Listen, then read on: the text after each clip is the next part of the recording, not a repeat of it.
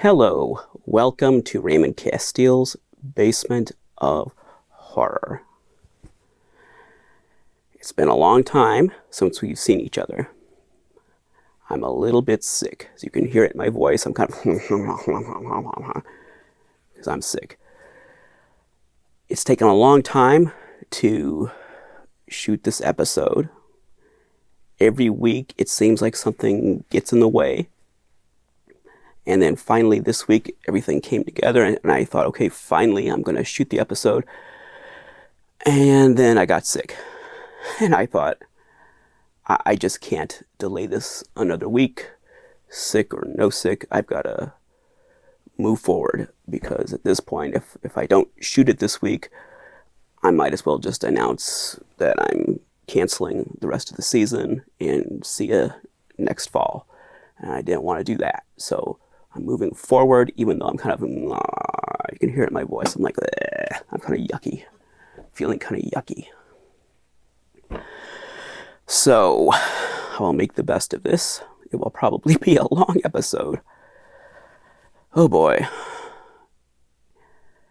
Well, where to begin? What are we even going to talk about today? Oh, I sound like the record girl. I always try to avoid that, but it can't be helped sometimes. Let's see here. We got a lot of stuff here. We have a lot of bags to open, so I'm going to try to cut as much of this bag opening out as possible. Maybe not this moment right now, but lots of bags. Some people like the bags. I don't think we need all these bags opening and closing. This is what we're going to talk about today. That's it. 2 hours of that. See that? Is it in focus? I don't know. So now you know. Do you want to sit here for a couple of hours or more? Who knows how long this is going to be? And listen to this sick guy talk about this? Or not? Or do something else? At least you've been warned. That's what we're going to talk about. Rubber gorillas. And you might think, well, why are you doing an episode on rubber gorillas? What's that got to do with anything? That's a collecting genre unto itself. And I have a lot of rubber gorillas to talk about. And I'm not going to go into the weeds with all these different companies. A lot of these things, we're not even sure exactly who made them. And many of these companies are organizations we've talked about before, so we don't need to rehash that. I just want to show you the gorillas. This is just like a trip to the zoo. We're going to see the gorillas. Before I start, let's see here. Got a little viewer mail. We don't usually have actual postal viewer mail. And this is from Todd and Becky Douglas. The card is signed by Becky. And Becky gave me this sweet little card. She mailed that. I think that's supposed to be Billy. There we go. Making a mess. And it's a very nice card. And Becky said she discovered my channel through Random Land, Justin Scard's channel. So thank you, Becky and Todd, for the very lovely card. It's very cute. I appreciate it.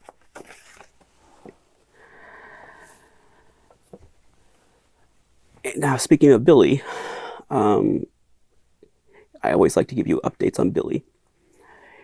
He saw an internal medicine specialist about a week ago, and she put him on a new steroid that he'd never been on before. And I had him on that for 3 days, and he was not doing well on that. I didn't like what I was seeing, so I told her, and I said, I can't give him this one more time. I just can't. So I stopped after 3 doses. And then after a couple of days, he was back to normal. So he's okay now.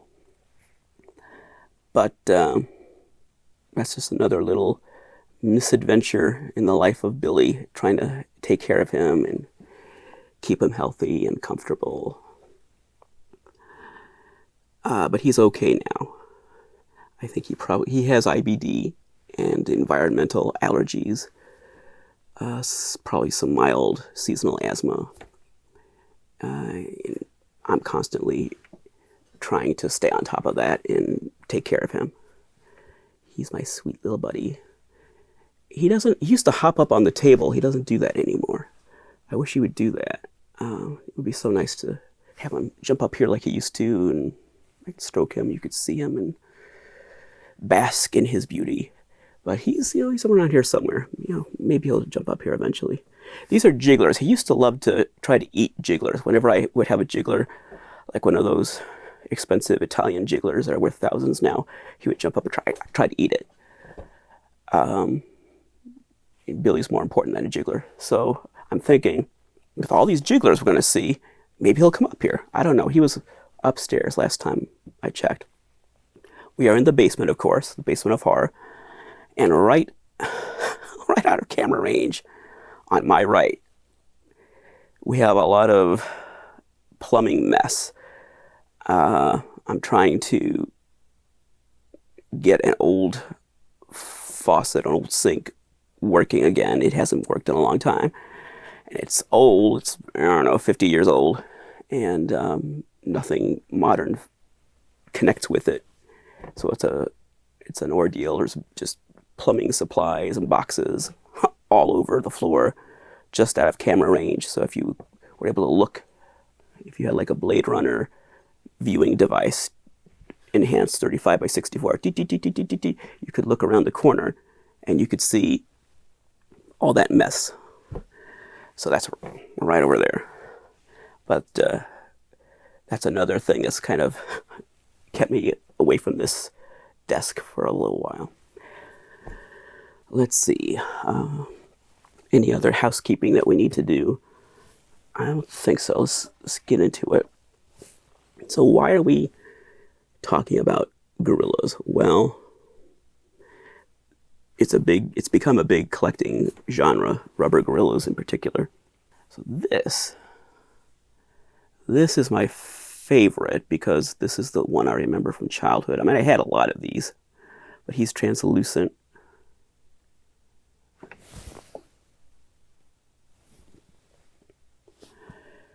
Translucent brown.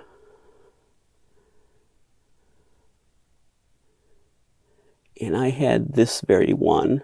This isn't my childhood toy, but I had an example of this very one in childhood. And I liked it a lot. You can see he's getting a little sticky there. He's got some sticky spots. I think he's reacting to that bag I have him in.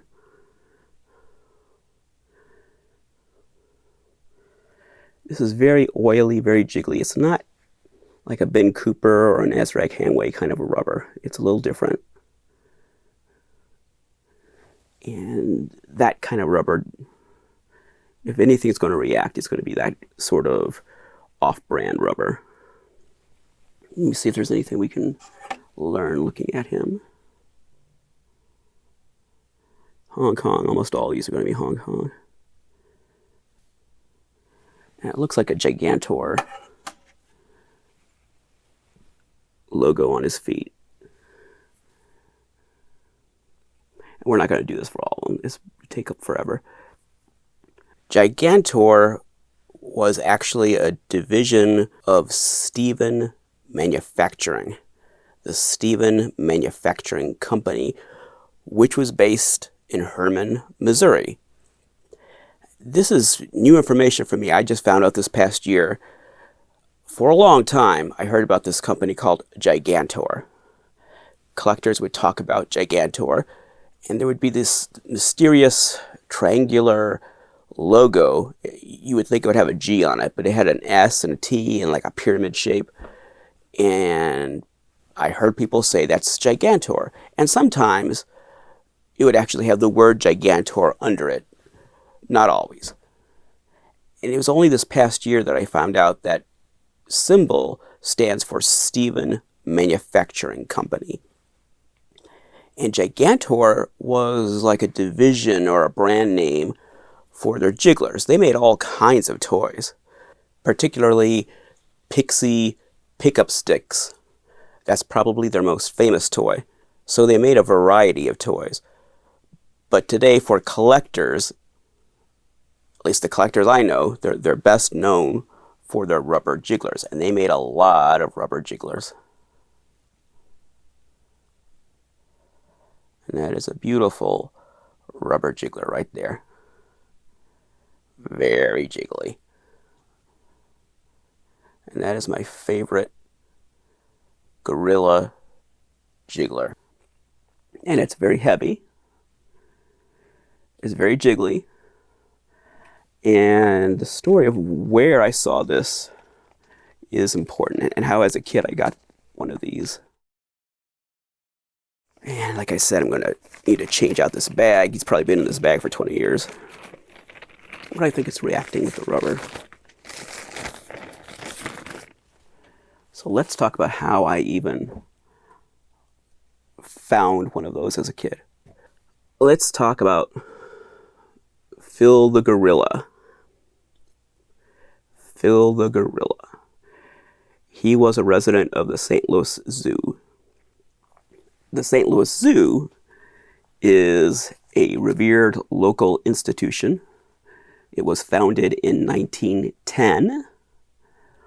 It's located in Forest Park in the middle of St. Louis. It's tax supported, so admission is free. In 2017 and 2018, USA Today named it the best zoo in the United States. And this year, its 6th USA Today's Reader's Choice Awards named it the 6th best zoo in the nation. I had not been to the St. Louis Zoo in many, many years, at least 20 years, probably longer than that.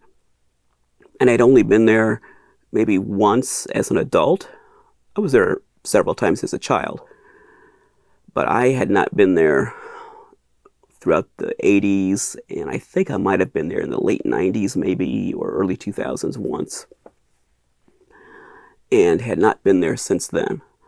But I did visit the St. Louis Zoo last fall, and again more recently for this, to prepare for this video, because they had an historic resident. Phil the Gorilla was a western lowland gorilla who lived at the St. Louis Zoo from 1941 to 1958. Phil was named after Phil Carroll, the animal trader that captured him and sold him to the zoo in 1941, along with 4 other young gorillas. Phil was 3 years old and weighed 30 pounds when he was captured in French Equatorial Africa, now known as Cameroon. The zoo put Phil on display for the first time on September 12, 1941. Phil became king of the zoo. His main keeper was Frank Florsek. Phil became known for his antics, like splashing water at Frank and onlookers. He was very playful and charismatic and seemed to ham it up for the public. His outdoor enclosure was small, minimal, and Spartan by modern standards, but typical of zoos at the time. He had a pool, a man-made tree, and an automobile tire that hung from the tree. People looked at Phil through bars during warm weather and through movable glass walls during cold weather. Phil ate 22 pounds of vegetables and drank 2 gallons of milk each day, along with bottles of orange soda.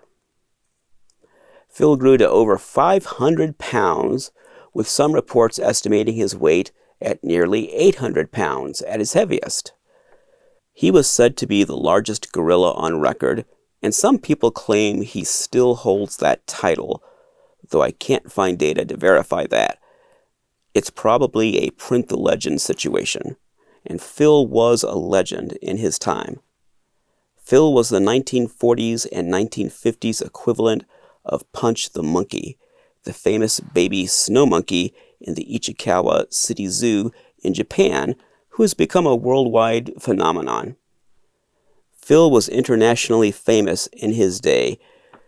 There wasn't any social media, but in his own way, he went viral in the 40s and 50s. In November 1958, Phil started refusing food. The newspapers called it a hunger strike. His declining health made headlines. No one knew how to help Phil. After 2 weeks without eating, Phil died. An autopsy revealed ulcerative colitis as the cause. Phil had been so incredibly popular that the zoo hired taxidermists to preserve his body. It went on display in 1959 in the zoo's Elephant House, then moved to the Ape House, and later to the Children's Zoo, which no longer exists. Just as he had been when he was alive, Phil became a sensation in death. Crowds came to pay their respects to his stuffed body on display. Eventually, Phil was moved to the gift shop, and that is where I saw him in the 1970s.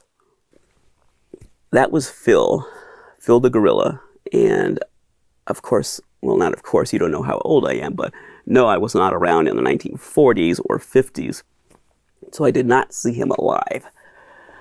My father did. He told me that he did see Phil when he was alive. But Phil was part of my childhood because I remember going to that zoo gift shop and seeing Phil on display. I knew who Phil the gorilla was. Phil was part of my childhood, even though he was dead. And in that gift shop, they had all kinds of merch, including this gorilla that I just put away, the one we just saw. Let's get him out again. They had a box of these. This gorilla. And as a kid, naturally, I thought this was supposed to be Phil the gorilla. And I think the zoo wanted you to think that. I think they wanted kids to think this was Phil. And it looked, this toy looks like the display, the taxidermy display. I mean, it does bear a resemblance to, it's more ferocious looking, certainly, but the color and the pose. Every time I got a rubber gorilla as a kid, I thought it was Phil. So to me, rubber gorillas, they were not King Kong, they were Phil. They were Phil the gorilla. Every rubber gorilla I had was Phil. I had not seen Phil, naturally, since I was a kid.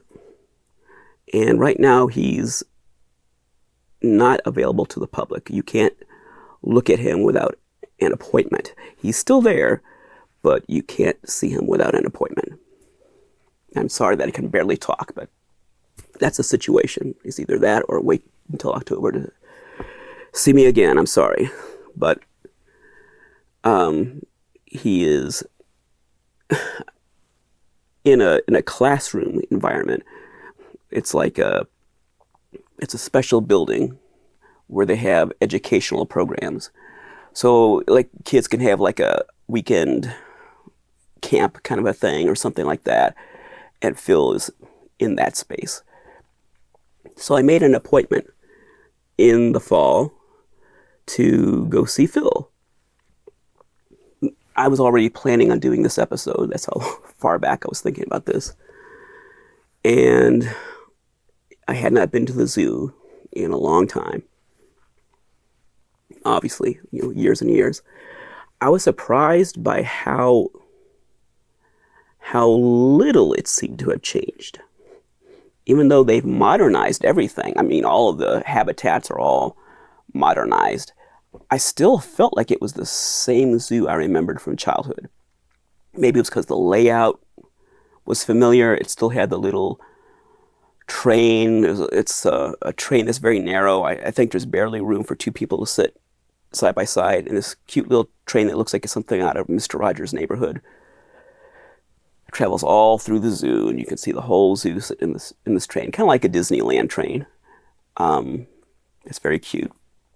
And I remember as a kid seeing like a gate, like a fence in an indoor area, looking down into this abyss, and seeing this prehistoric-looking swamp land with alligators down there. And the reptile house is still there, and I found exactly the spot that I remember from childhood. They don't have alligators there anymore, but they have tortoises and large frogs and other kinds of exotic animals in there. But I could see this is where I was as a kid looking down, and they must have had, and I asked about this, they must have had like a caiman or something in there, which probably seemed much bigger to me as a child. But it was the same environment. I mean, everything felt very familiar, and that was a very comforting experience, because I expect when I visit something I haven't seen since I was a child, it's going to be completely different and unfamiliar and very alien and disappointing. And no, the zoo seemed like the good old zoo I remembered from childhood. Now, when it comes to zoos, I realize that is a controversial topic, even back when I was a kid. And I don't want to get into the morality or the ethics of zoos. I do have some criticisms, obviously. I mean, I think a lot of people do today. If there's any right way to do a zoo, the St. Louis Zoo is an example of that, because I could tell they take very good care of those animals. But I know that it doesn't matter how well they take care of them, there's an ethical problem with the zoo existing at all. I don't really have an excuse for the zoo. I like, at least my recent visits to the zoo, I liked experiencing that and seeing these animals. But there was something I saw that really drove home why I think it's beneficial, at least to people, to have the zoo. It makes them care about these animals for sure, because they have a personal experience with it.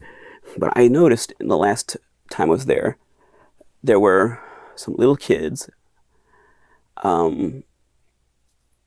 against a window, and on the other side was a grizzly bear. And this big old grizzly bear was up on a cliff in the enclosure, and it was outdoors in his little habitat.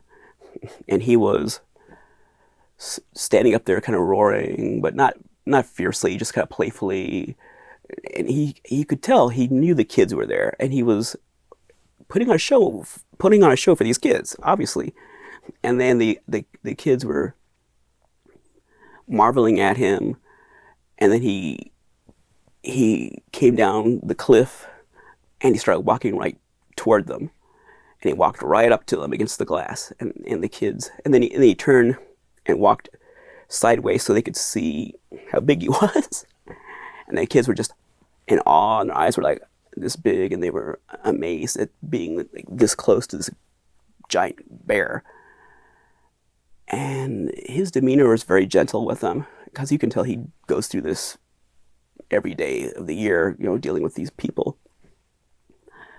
And I just thought the experience these kids are having right now, that's very important to them. That's they're going to remember that the rest of their life. Just like I remember looking at the alligator or looking at Phil or the things I saw as a kid. And I think there's value in that. Now, is that experience and the value to these kids, is that more important than the welfare of the animals? Well, I mean, that's a whole other discussion. I tend to be on, even though I'm a vegetarian, I love animals, I tend to be pro-zoo as long as it's a professionally run zoo and their animals are well cared for. But I just want to acknowledge there's other opinions, and I understand that, and I'm not cheerleading for zoos in this episode. I'm just telling you my experience. I have a nostalgia about the St. Louis Zoo, and a very pleasant experience revisiting it as an adult after decades away. So I went there to see Phil, made an appointment, went to this educational building, and there was Phil. I was led to where he is, and I expected him to look nothing like I remembered. He was exactly like I remembered. I mean, the image I had in my head from childhood was right there, exactly the same. It was like going back in time to Kresge and seeing Azrak-Hamway figures on the shelf, and what would that be like? You know, a childhood memory like that. Well, here it was. Here's Phil, exactly like it was in childhood. My memory was 100% accurate. His enclosure, the signage and everything, just the whole presentation was exactly what I remembered. Only instead of in a gift shop with rubber jigglers and stuff nearby, he was in this educational space. Now, at this point, you probably think I'm going to show you a picture of this display. And I did take pictures, but they told me I was forbidden to share pictures on social media. So I could take them for my own use, but I could not show the pictures on social media. So I agreed not to do that. And the reason is they have an image they're trying to uphold of how they care for animals today, and Phil's from a different time, and the way they held Phil in captivity at the time in his enclosure, and even stuffing him like that and putting that on display, they wouldn't do any of that today. So I thought it was interesting, maybe a broader topic you could apply to a lot of legacy media, legacy IP, when you have a company that has legendary things in its history, but it's embarrassed to present those legendary things, whether they're movies or shows or characters or concepts or whatever, songs, but they're shy about leaning on their legacy, on their legend, and promoting that legend today because it doesn't fit modern sensibilities. I think a lot of companies deal with that, and the zoo is no exception. They deal with that, and for that reason, they're very cautious about promoting Phil. Now, they did put him on display for an anniversary event several years ago, and you can use Google and see these pictures, which I did not take. These are not my pictures. But these are from the anniversary event. Various people who saw him at this event took these pictures and posted them online, and that's what you're seeing. And what you see there is pretty much what I saw. It's a little more put together for the event. It was arranged a little differently when I saw it, not quite as organized, not quite as carefully put together. Some of the signage was arranged a little differently in the anniversary presentation versus what I saw, but it's essentially what I saw. And I have some Phil merch, vintage Phil merch. Well, here's a postcard, 2 postcards. Here's Phil. That's Phil in his enclosure. Aww.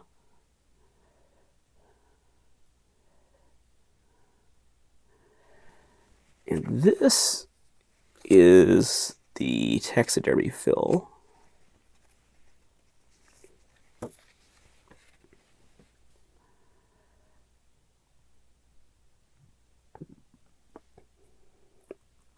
And you can see in the taxidermy display, he has his arm up.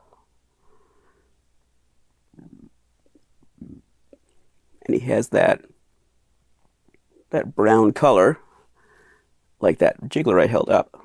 So you can kind of see If this is what I saw as a kid, this is the display, the taxidermy display. This isn't Phil in life. This is stuffed Phil.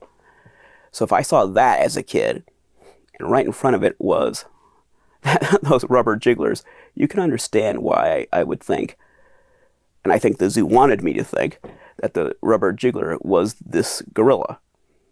I mean, his mouth isn't open, but that's Phil. And these are vintage cards. This appears to be 1953. Yeah, 1953. This postcard is from 1953. Phil had been there for 12 years at that point. There's not a date on this one.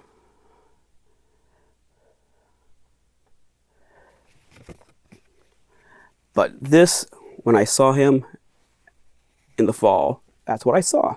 That was it. So you're looking at it. The pictures I took really wouldn't look any different than that. That's Phil. Now,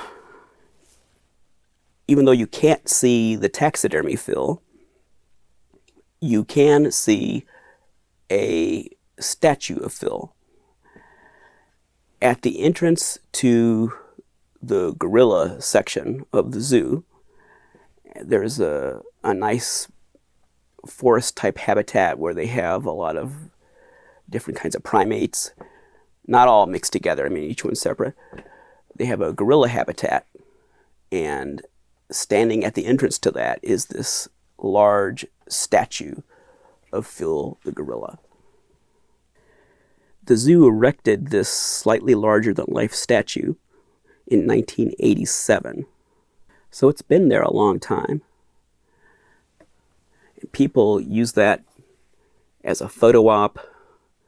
They have ceremonies, events around that statue. And while I was there, both times recently, there were lots of kids that came up and climbed on Phil's back, and their parents would take pictures of them, or couples would stand in front of Phil and have someone take their picture. It was interesting to see that Phil was still a part of the culture of the zoo after all these decades. And it has that sign with Phil's name on it right in front of him. So people know it's Phil. So they haven't banned Phil or the memory of Phil from the zoo. He's still a part of the zoo and part of its identity. And while I understand not putting that taxidermy body on display, well, I understand that. But I think there's room for a little more Phil the gorilla presence at the zoo, just to remind people he was a legend in his time. He was a big deal in his time, and he was part of people's lives, and he brought in thousands and thousands of people to the zoo. So Phil was part of my childhood, even though he was dead years and years and years before I was born. He was part of my childhood, and a big part of why I collect rubber gorillas. And I wonder, there's been some discussion online about why rubber gorillas always have one arm up. I've seen a lot of images. This taxidermy Phil is more famous than you might think. In its day, this was a big deal. This got a lot of publicity. I wonder, did that influence the rubber gorilla with the arm up? Because there are famous photos of Phil with an arm up in life. Probably why they posed him this way. I don't know the answer. Why are rubber gorillas, why do they always have one arm up? But they tend to have at least one arm up in the air like that, like they're waving. King Kong didn't have one arm up except when he was fighting the planes on the Empire State Building, but I mean, he's swatting at the plane. And the Aurora model has the arm out like that, holding Fay Ray. So I don't know where this image came from. Some people speculated the Minnesota Iceman, but a lot of these toys predate the Minnesota Iceman. like that brown gorilla we just saw, that I'm sure that predates the Minnesota Iceman. So, and if not that, then other ones do. So I don't think that was it. I don't think the Minnesota Iceman was that famous. I mean, it was, but not to the point where it's going to influence how gorilla toys are posed. I think there's a case to be made that it was Phil. I am underselling how famous he was and how important he was in his time. He was a big deal in his time. So I think that could be part of it. I'm not going to say that's it. That's why. But I think he's so iconic in his time. In life and in death, he was photographed with that pose. I wouldn't write off the idea that that influenced rubber jigglers to have that pose. But I haven't found anyone who can say definitively why rubber gorillas have that pose. So if you know, let us know. Now that we've concluded this initial background, talking about the zoo, talking about Phil, I'm going to take a little break, walk away, collect myself, and come back and start showing more of these toys in earnest. Hello! I was going to just take a little break. Instead, I've been gone for 48 hours. Yes, you just saw me a second ago, but that was 2 days ago. I was just too sick. I couldn't go on. I was about to just thud, keel over. I couldn't make it any further. I had to take a time out. So it's 2 days later. I'm still sick, but I feel like I can at least go further. I don't know if I'm going to finish in one setting. I think I need to probably continue yet a third night. We'll see. But at least I feel like I can move forward now, whereas that first night that you just saw, I was miserable. I was barely surviving. So now I'm a little better. Not 100%, but I'm a little better. Now I have, I don't know, 100 gorillas here? I'm trying to figure out what is the most sensible way to even approach this. I'm just going to grab, this is the way I did things in the first season. I would just grab stuff, not even knowing what I was grabbing, and just hope for the best. And that might be the way to do this. Instead of trying to do it chronologically or whatever, just grab something and pull it out and say, what is this? And we can find out together. What do we have here? We have two of these lovely King Kongs. And yeah, this is King Kong. I'm saying it's King Kong because it's obviously based on the Dino De Laurentiis King Kong. And I remember as a kid, these came out in '76. That's when I saw these in stores. Didn't see them prior. They were introduced in '76. And I'm sure there's a Made in Hong Kong or something on there somewhere, but I don't see it. Yeah, it just is Made in Hong Kong. Tiny print. So no company name or anything.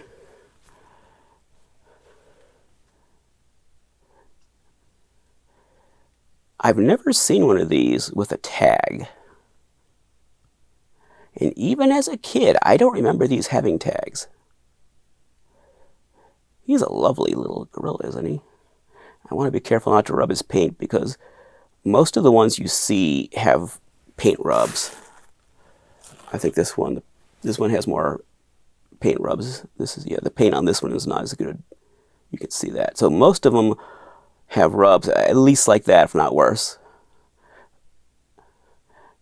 This rubber is not oily rubber. It's a harder rubber, and I think the paint doesn't stick to it quite as well. It looks like he might have had a elastic band up there. I'm not sure. I don't remember these having elastic bands, but they might have. And somewhere I still have my childhood one, but it's buried. I didn't try to dig them up. Well, I say that.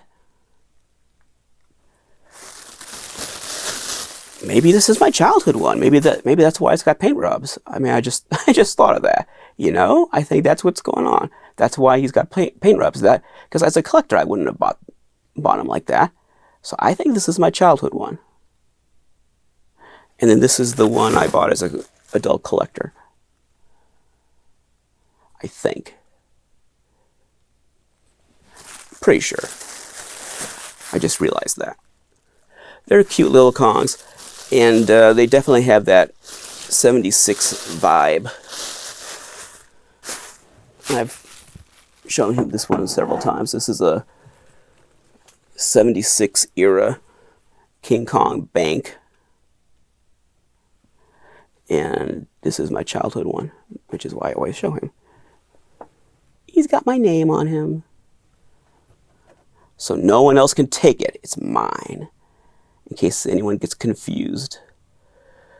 Well, actually, my brother had one just like that. That's why my name's on this one.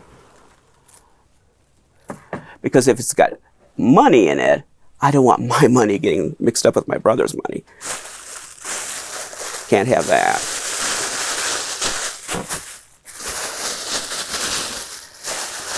Let's see. Set him over here for now. Okay. Oh, got a drink. I said okay. So these just magically appeared as far as, you know, I'm George Millet. I just, ta-da, made them appear. The most classic rubber gorilla has got to be this. This is a more recent Chinese reissue. But that design, when you think of a rubber gorilla, most people who know what a rubber gorilla jiggler even is, they picture this. That is the quintessential rubber gorilla. And I have several of them. These are the Chinese ones. These are made in China. And they're more recent. They're made of a stiffer material.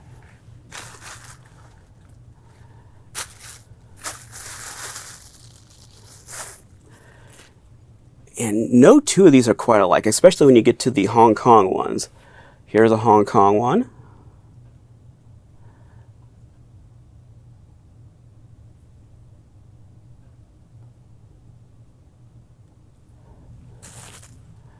Another Hong Kong. I think all the rest that I'm going to show you are the more oily jiggler Hong Kong gorillas from the 70s. And I say the 70s, I don't know what year these originated. They could have originated in the 60s. And generally people call these Imperial. Well, it has a nice texture. When you have it in your hand, this texture sculpted into it, it moves around underneath your fingers, almost like fur. You know, if it's soft and jiggly like this one. Most people attribute these to Imperial, and sure enough, Imperial did make them, and I've got at least one that has an Imperial logo on it. But other companies made very similar versions. Like I can tell this one is a different sculpt.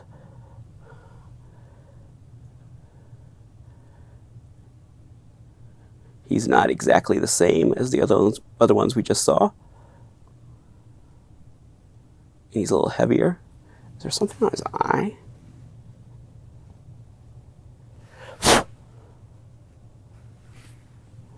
There we go.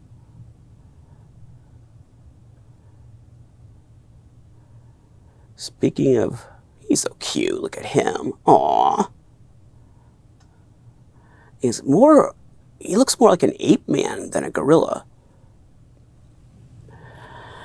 Speaking of things in your eye, so I had eye surgery in the fall, and just in the last 48 hours, in the last 48 hours, I developed a very noticeable floater, a very big noticeable floater in this eye. And I think it's because I've been sneezing and it dislodged something from the surgery, like, you know, scar tissue or something. And now we got a nice floater right there. I do have an appointment with an eye doctor in June, so I'm going to get that out whatever that, it just appeared, probably because I've been achoo, achoo, and it probably shook loose. So now I've got this thing in my eye. Just like my toys. He had something in his eye. I have something in my eye. What do we have here? This looks like a Chinese one. I can tell just the feel of it. It's because it has that red band. That's the Chinese one. And I know Hong Kong is part of China now. When these were made, it was independent. There was the unification. So now, if you're a little younger, you're thinking, well, isn't Hong Kong, China the same thing? It wasn't back when these were made.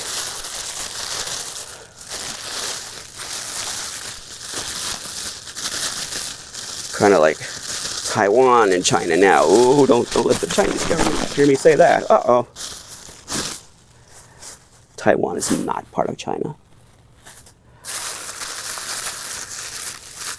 Anyway, I'll be hearing from a Chinese government representative very soon. Okay, let's show you this one next. Kind of got a flat head. That's a Hong Kong one.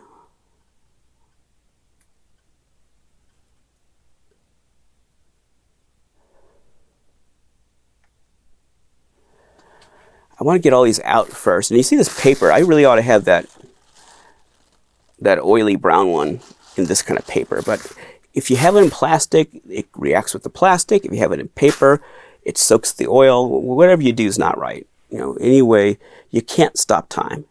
Entropy will get you no matter what. These things are 50 years old or more, and time marches on, and you just can't freeze time and make everything stay the same. This, I think, is my nicest one. And I believe he is an Imperial. I'll check that in a minute.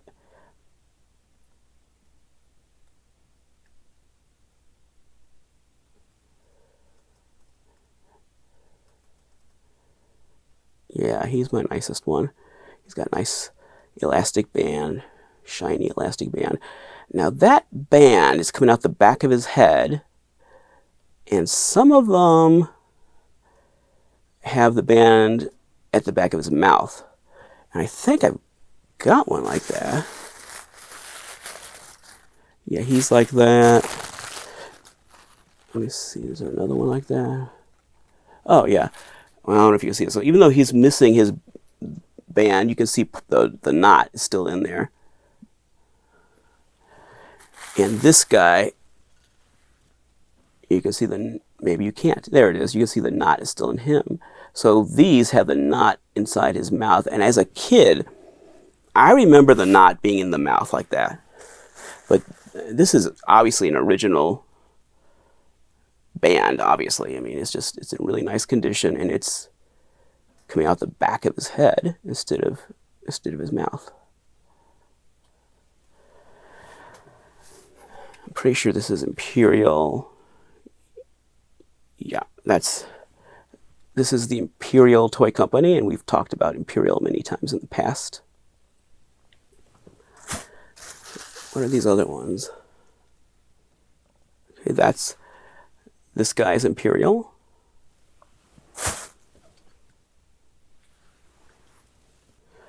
I'm not sure. Yep, he's Imperial. But it's a different sculpt on the back, on the bottom of his feet. It's not the same logo in the same place or the same size. So he's from a different era. Yeah. He's Imperial. Army building these Imperials.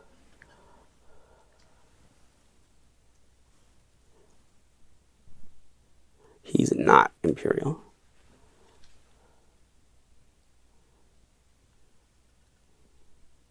Nope. He's not Imperial. He's just made in Hong Kong.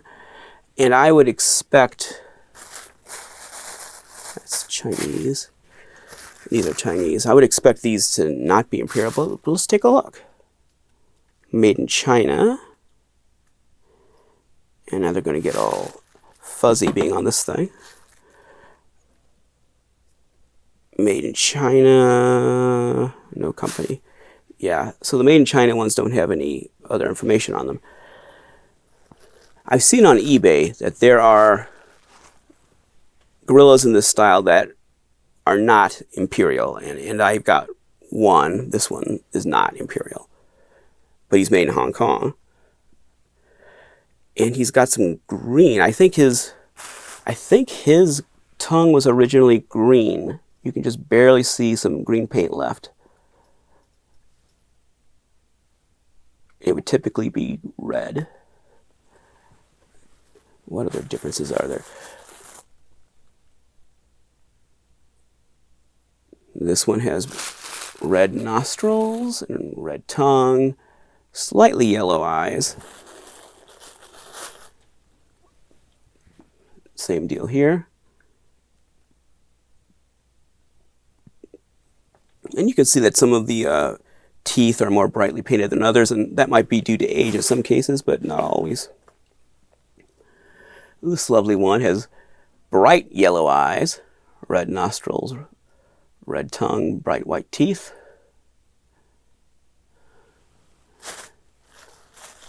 He feels different. This one, even though he also says, and he looks different, but he's Imperial, so I thought he might be a different company, but I mean, he's a different sculpt, and he's painted differently, and he feels different. So he is different, but he's Imperial.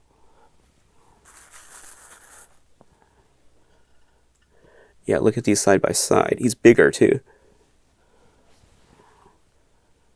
Yeah, now you can really tell side by side. He's a different toy. So probably a different era. I'm guessing this one is the earlier one and this one's later. I'm just guessing. But there you can really tell how they are different. And all of these are just a little bit different. They're all like snowflakes. Each one is a little different from the other. The shape of their head, the shape of their mouth, the way they're painted, the colors. Is it a red tongue or a green tongue or yellow eyes or not yellow or whatever? If you go on eBay and start trying to collect these, you'll see a lot of variations. I don't feel like I need to buy 100 of these just to get all these different little variants, but it is interesting to note. And I probably will buy a couple more before I'm through, but they're all just a little bit different. And even though they are made by other companies, the classic one is the Imperial. That is the iconic one, the Imperial rubber gorilla. And I do think he was sold as the Congo gorilla, even though we're going to see another Congo gorilla. Maybe we should just go to him next, since we're on Imperial. These were sold as Congo gorillas, but then there was another gorilla that's the Congo gorilla. So let me put these away, and then we'll see more Imperial Congo gorillas, the next generation. There's my Méliès magic again. I'm already starting to wear out. I think I need a drink. I don't know. This is the Congo gorilla that I also remember from my childhood, and I still have my childhood one somewhere.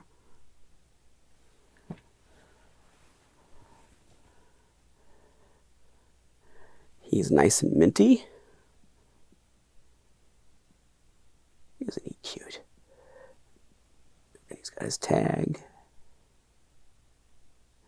That is an Imperial Congo gorilla, and he stands up really nice because he's made of a stiff kind of PVC, and he stands up very firmly. And as a kid, of course, this was Bigfoot. Whenever I played with this toy as a kid, he was Bigfoot. And I must not be the only person who thought this was more of a Bigfoot than a gorilla. You look at his human, his human style legs, except for the shape of his feet, which are ape-like, monkey-like. Everything else about him is more Bigfoot than gorilla. I mean, I wish they'd just given him human-shaped feet and just called him Bigfoot. There is no real Bigfoot jiggler. There should be. This should be it. This should be the Bigfoot jiggler. But no, he's Congo gorilla. And I remember I got him on eBay a long time ago, back when you could see who you were bidding against.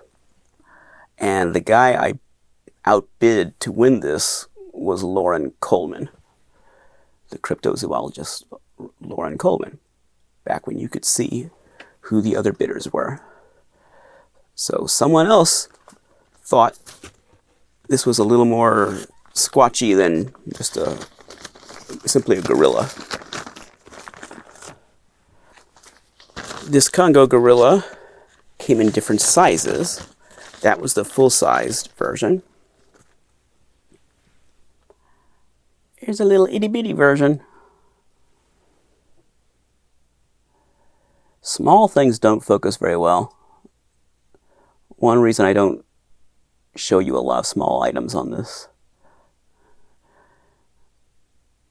We haven't had a Palmer Monsters episode or the cereal glow heads and that kind of stuff. It's too small. It doesn't make much of an impression with the format that I've got. If I change the format, sure, but to do it this way, it's difficult to show little things. There's the little version. I wonder if he had a necklace or something instead of an elastic band. I wonder if he was like a pendant. That was big in the 70s. Like the pet rock pendant. Everything was a pendant. Shark's tooth pendant. We'll put him in there later.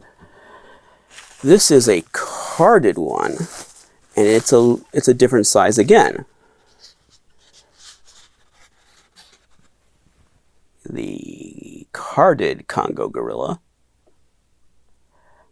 It's a little smaller. Hard to see him with this contoured bubble. Very reflective. Nothing on the back. Some nice jungle artwork. Just a little bit smaller than the full-sized one. And if I can figure out how to display this for you, we have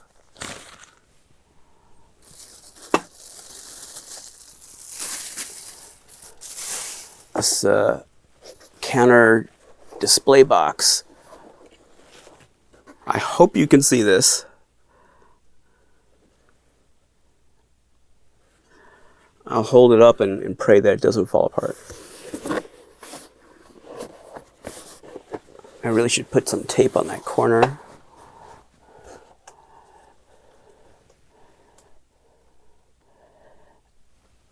Now these are the small ones, like the carded one I just showed you. These are not the full-sized ones. But the full-sized ones came in a counter display box very much like this. And in fact, all of these toys that you're looking at came in boxes like this with artwork and this back that flipped up and would have artwork on the sides.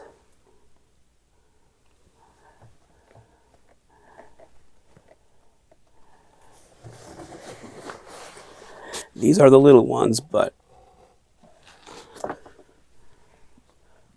it's just like the bigger one, just a little bit smaller.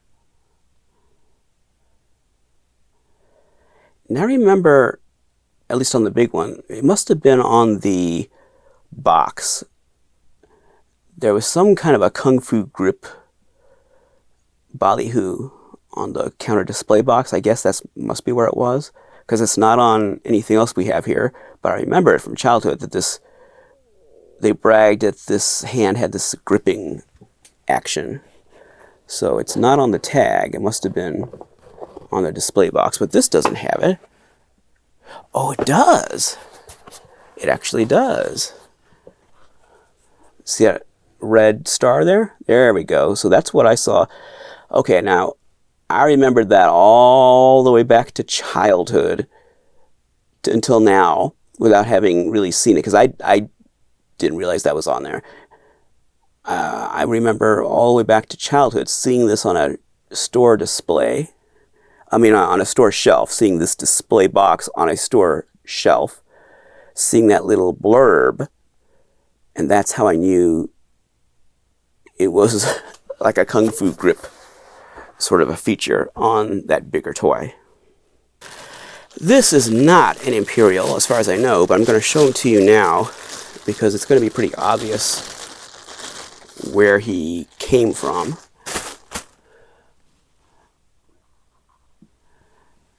Looks familiar, huh?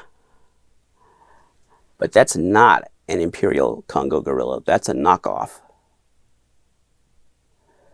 He's got a little person. I don't know if he's trying to breastfeed this little Fay Ray character. Looks like a female, doesn't it? I mean, it's just the proportions look very female. So it's Mrs. Kong wondering why this strange little baby won't drink. What's wrong with this little thing? Strange little baby gorilla. But you can see that this was designed after the Imperial Congo gorilla. I don't know if it was sculpted over it or what the process was, but obviously that was their inspiration. And there's another version of this that is holding a plane in this hand. I think, yeah, it is. And I don't know if it's holding anything in this other hand, but it's holding a plane in this hand. So there's at least two versions of this. And I don't think it has a company name. Hong Kong, no company. It's just a knockoff. It's a knockoff of the Imperial Congo gorilla.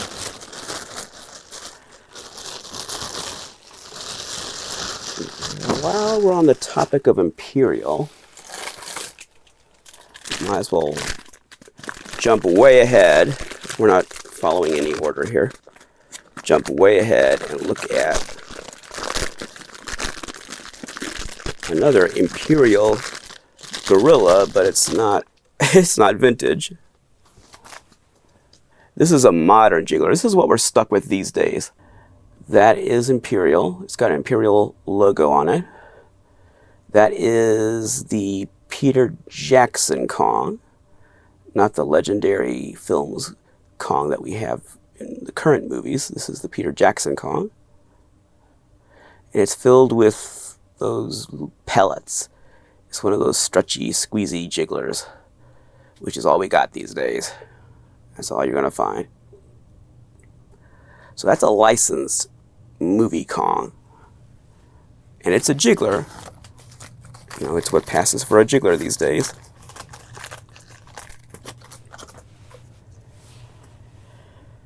Let's look at another movie Kong, a licensed movie Kong. Now we'll zip back in time. Our TARDIS is malfunctioning. It's going back and forth and back and forth. Here is another tagged, licensed movie King Kong jiggler. That is an Azrak-Hamway International King Kong jiggler. It's an oily, solid rubber jiggler. It's not full of pellets. And that is from the 70s. I think it's 74, but I haven't checked. Most of the Azrak stuff is 74, but if it's not, then it's within a year or two of that. That is a licensed RKO King Kong jiggler, clearly inspired by the Aurora model from the 60s. And the slightly oversized Anne is a direct lift from that Aurora model. And of course, I like this jiggler a lot more than the Jackson movie jiggler. This is the RKO movie jiggler. Very nice. Azrak-Hamway International. Can I see the date on this? 73. A lot of the Azrak-Hamway stuff has a 73 date on it, but it actually came out in 74. So they say, to quote Igor. So they say. And, sure, I believe it, why not? But the toys say 73 in many cases, but they actually came out in 74. And since we're on the topic of movie Kongs, let's look at Ben Cooper King Kongs.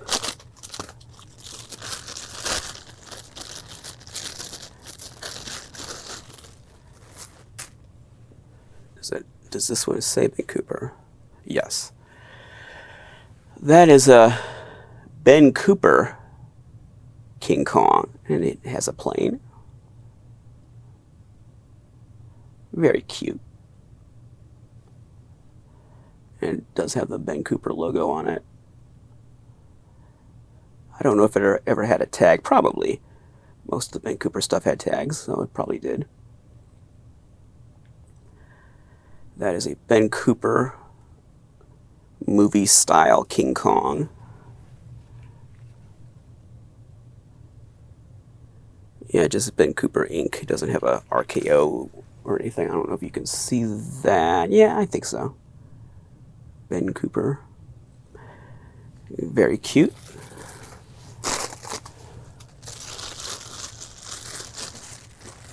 And he looks like a Ben Cooper, the sculpt and the color, blue, the blue on his chest, like the blue on Frankenstein and all that. It's got the Ben Cooper style.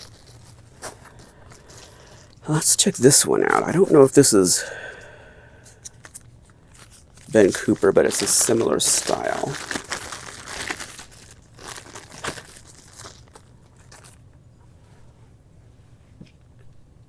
Yep, this is Ben Cooper. And, yeah, I don't know if he's exactly the same. I think he just has a plane that's missing. But I do think there was more than one style. I do think they had some variants.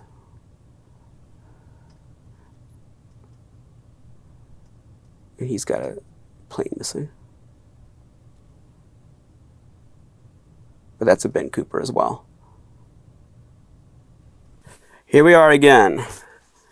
More magic. You didn't know this was a magic show. This is Great Kong.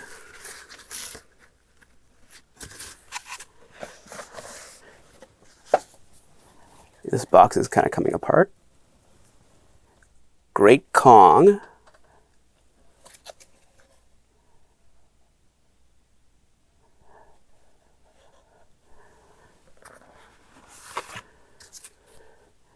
Look at that artwork.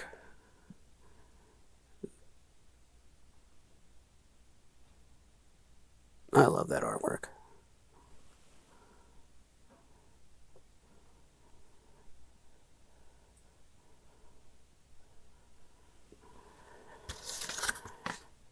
And he's not King Kong, he's Great Kong.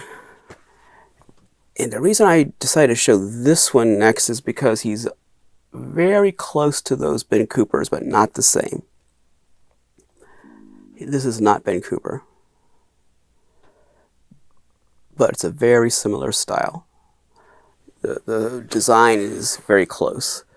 And I think all of these are the same.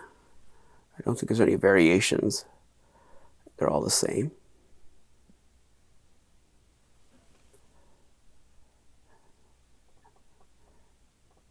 Look at that hair, almost like a hippie King Kong.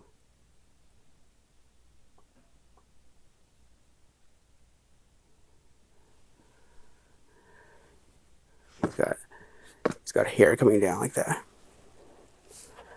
I don't think there's a company named on this. Yeah, up close you can tell the sculpt is definitely different than the Ben Cooper, though perhaps inspired by it.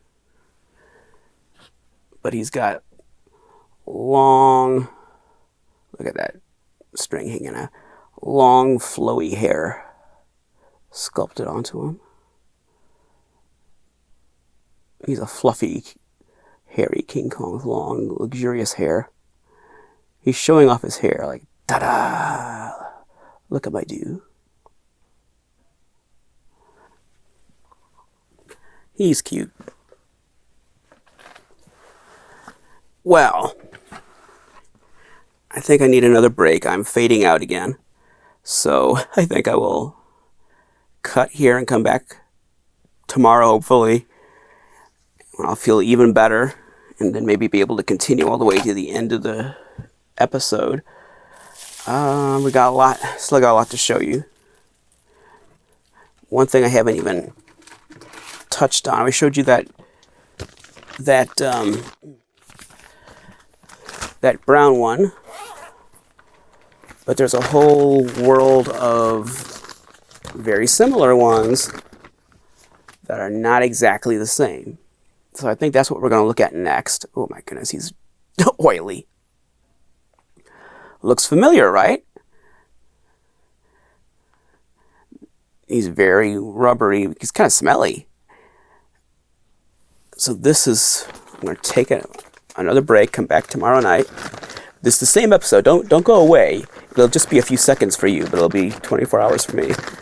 And then we'll start on, oh my gosh, he is very oily.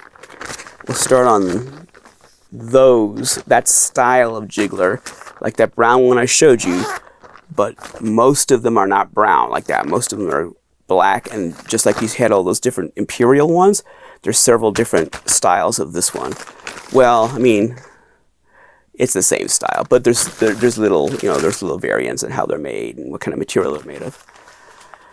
So that is what we'll look at in just a few seconds while I recuperate for another 24 hours and get my second, third wind. And I'll be right back. I'm back. It's been a little more than 24 hours. It's been several days. I've been very sick all week. And I'm still not 100%, but I'm good enough to continue with this. Oh boy. We're going to get through this next block of Gorilla Jigglers. These are standard size jigglers. And then we're going to have a final segment with jumbo size jigglers. I don't think I'm going to get through both those segments today, but let's do the standard ones and see how far we go. So this has been rough. I don't think I've ever had to shoot an episode over this many days before. I also had a night where I just did some voiceover to see if I could redo a few parts, but I didn't do any video. So it's been, I guess this is the fourth night of production on this, and there will probably be a fifth. I'm doing my best here to provide you with entertainment. I wanted to mention something I forgot. The St. Louis Zoo, the gift shop, I talked a lot about finding those jigglers in the gift shop, the gorilla jigglers, and Phil the gorilla, the taxidermy exhibit in the gift shop. But if you go to the gift shop now, it's a much more modern gift shop than it was back in the 70s. But there are still the equivalent of gorilla jigglers, so to speak, in the gift shop. They're not rubber, they're not oily, they're not jiggly, they're PVC. They're PVC figurines. But it was interesting, I noted when I was there that there are still the equivalent of PVC gorillas in the gift shop. And all of this stuff is PVC. The stuff that we call rubber, this is petroleum-based PVC. It's just soft PVC. And what's at the gift shop now is stiff PVC. I just thought that was interesting. You can still go to the gift shop and see little gorilla figures, little plastic gorilla figures. They're not Phil. They're not supposed to be Phil. Phil's not there. But I just thought that was kind of interesting in a way that some things don't change. They change, but there's still some echo of what once was. I'm just going to show a couple of these. I think they're all the same. These are not jigglers exactly, but they are soft. These are just heads. Are they gorilla heads or chimpanzee heads? I don't know. They look more like chimpanzee heads.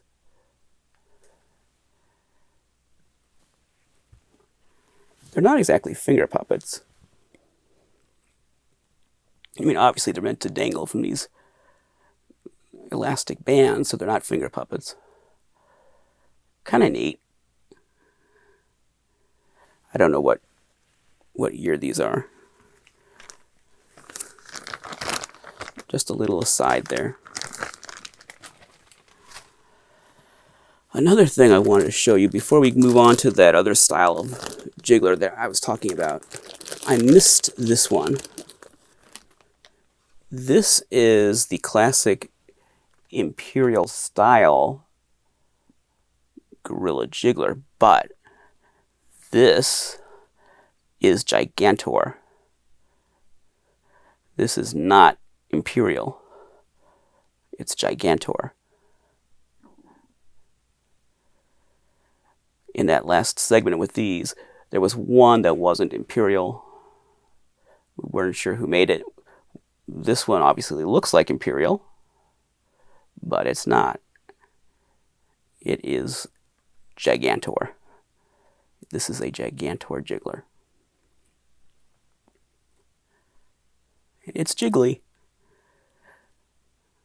And it has some shiny spots, which is not good. That means there's some separation going on in the PVC. I'm not a chemist, I'm not an expert on this stuff, but I know there are elements in the PVC that make it soft. And depending on how much of this you put in it, it could be really soft and jiggly, or it could be just slightly flexible, or it could be hard and stiff. And that element of the jiggler, of the PVC, can separate over time. And then different things happen. Sometimes with action figures, you see that they have like a waxy look. That's what's going on. There's a separation happening.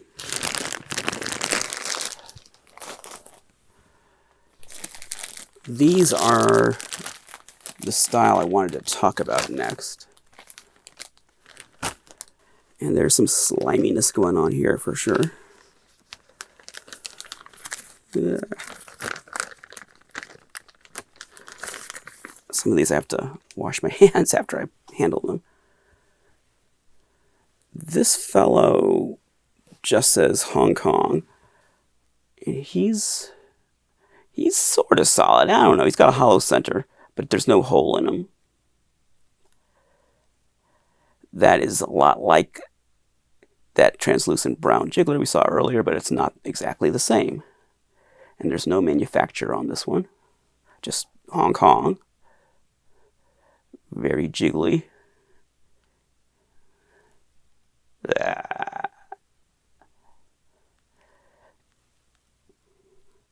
And definitely oily. He's an oily jiggler. That's what people want. They want oily jigglers.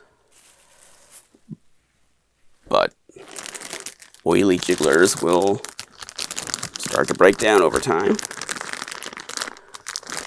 It's very difficult to keep all the stuff in good shape. This looks like the same, well, maybe not. Very similar style. He's also kind of hollow in the middle. He's got a elastic band still attached.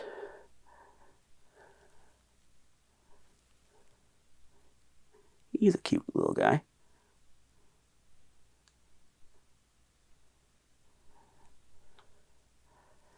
His legs are spread apart more.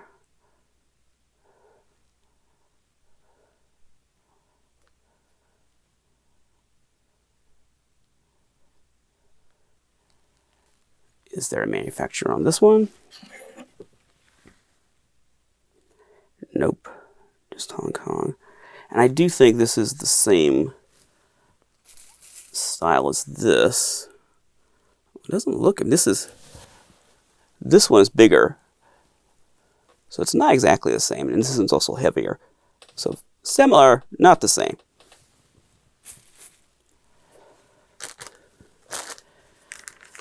This is the one I showed you a little bit earlier before we took our break, which turned out to be several days. I'm still not 100%. I'm better. I'm good enough to be sitting here now doing this. Oh, wow, he is really, really oily and jiggly and slightly translucent. He's heavy. He is like... has this gelatinous quality. Oh, wow. Yeah. Oh, and he's slimy. Well, not slimy in a bad way. They're not like the PVC is separating. It's slimy in a nice, oily jiggler kind of way. Which is what you want.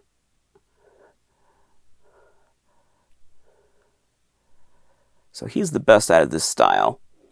The black version. I mean, that translucent brown one's my favorite. But of these black ones, he's the best. He's really cute.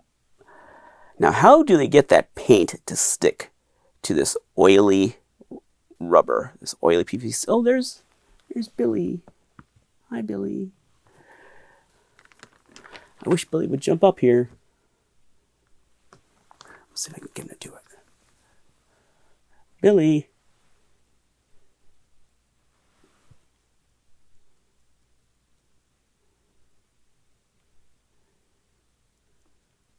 No. Okay. Well, how do they get the paint to stick to this oily rubber? I was talking, I think I've said this before on the show. I was talking to someone who used to be in the toy industry a long time ago. And he said it's very simple. The paint they used on rubber toys was full of lead. And one of the reasons you don't see these kinds of toys anymore is because the paint.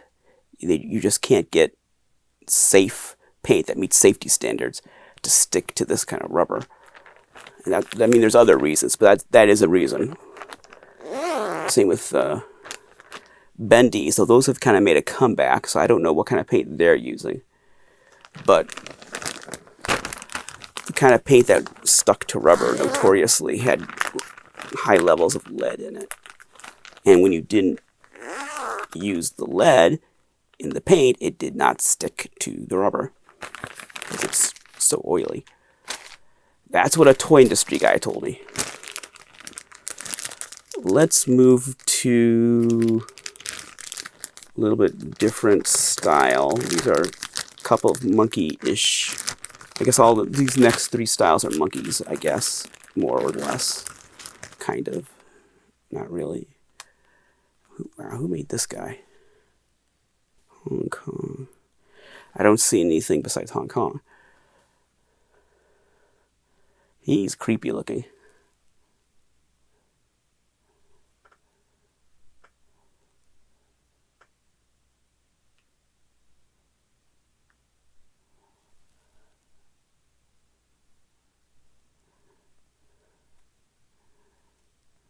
He's more of a monkey.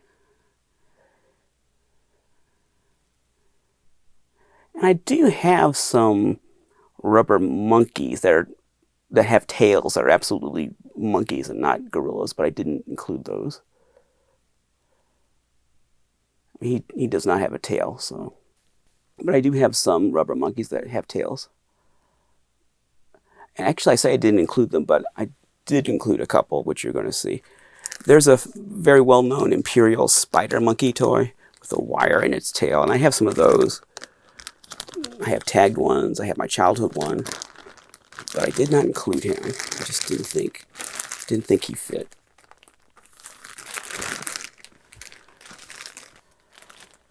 This one is a gorilla, but he's a little more, I don't know, he looks a little more, I mean, they're all gorillas, but he looks a little more monkey-ish.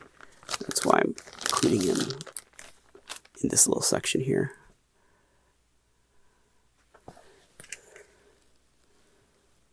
Hong Kong, but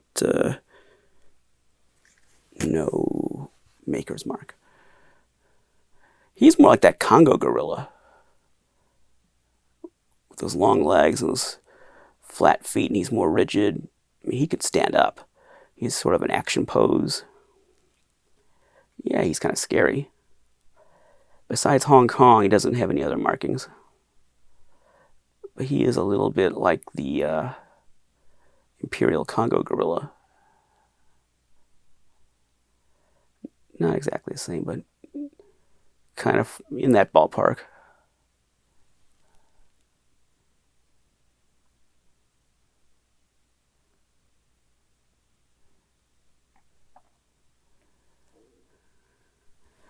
A little bit more ferocious than some of the other ones we've seen here.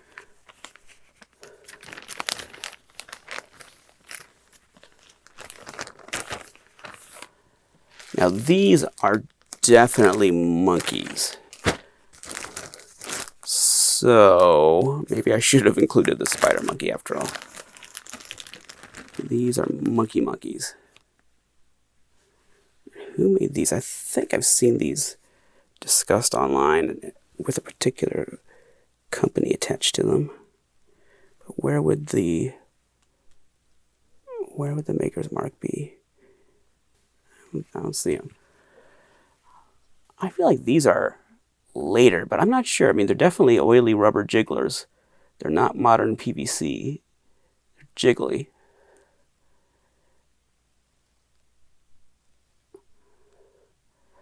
They seem like they're a different genre than the other things we've been looking at.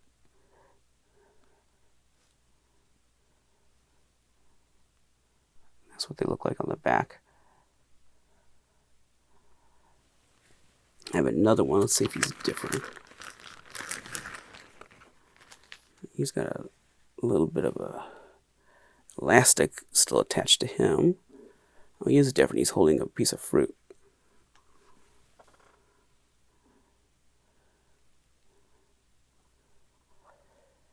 And I could swear I've seen these mentioned online with a particular company named.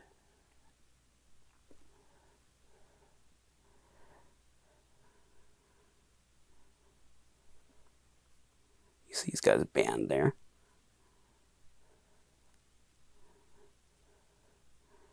And he's holding a piece of fruit.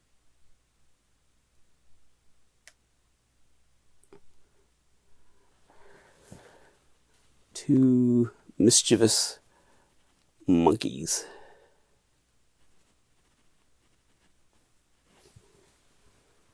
I don't know who made them. There's a little slurfy guy in there too. That concludes this section for these guys. We can top it off with one more look at this guy. So he's included alongside his brethren.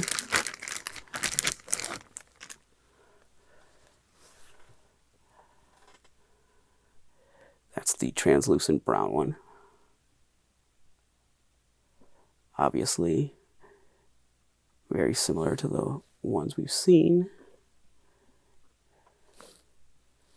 but not exactly the same.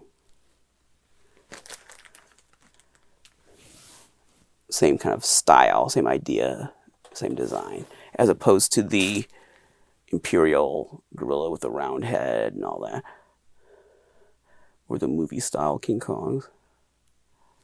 And I think this is the best one. The translucent brown one is the best of that bunch.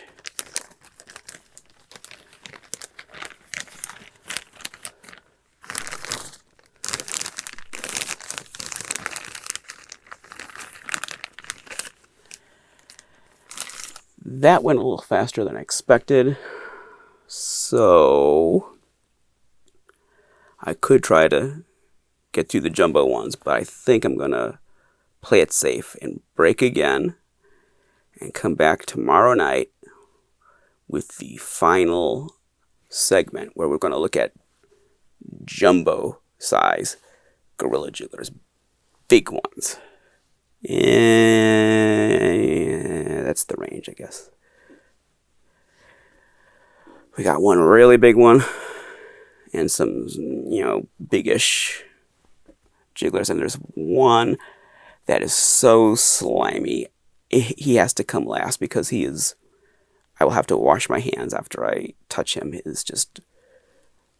He's soaking wet with oil. He's so oily.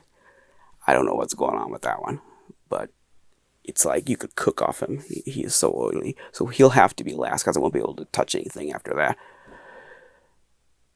But we'll build up to the biggest ones. And I will be back in just a moment. We're back. I don't know how many days have passed. I think it was just one day this time. See, I'm losing track of time. I think it's been just one day. It's like waiting for ghosts to visit me during the night. How many days have passed? Did they do it all in one night? I don't know. Did I shoot all of this in one night? I don't know. Is it Christmas Day? Have I missed it? I don't know. I mentioned these little monkeys, so I thought I better show these. This is an Imperial spider monkey.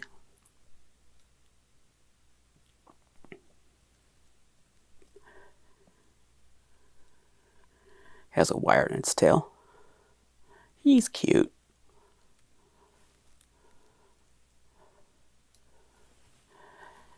This is my childhood one.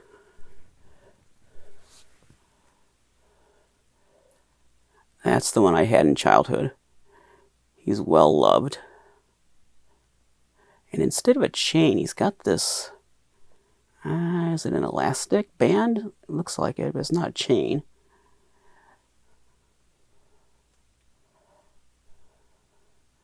I don't remember him having, a band to hang from. I think I might have another one of these. In fact, I'm pretty sure I do. And it might be a darker color. And it might have something different around the neck. This is a chain with a little plate. I think that says Imperial. I can't see it. I think there was something else around the neck at one time. I'm not sure. These are the two that were within reach, so I grabbed these two. But I think I've got another one, and it might have something else. I don't know if they had tags. They must have had tags. Well, the episode's not about spider monkeys, or I would have spent more time looking through that, but these are not gorillas, they're monkeys. And they're by Imperial, and they're very well made. They're part of the Imperial Zoo. I think they called it the Wonder Zoo, something like that. Imperial made a lot of zoo animals, and I had a lot of them as a kid. And I have a lot of them now as a collector. So this is my childhood one.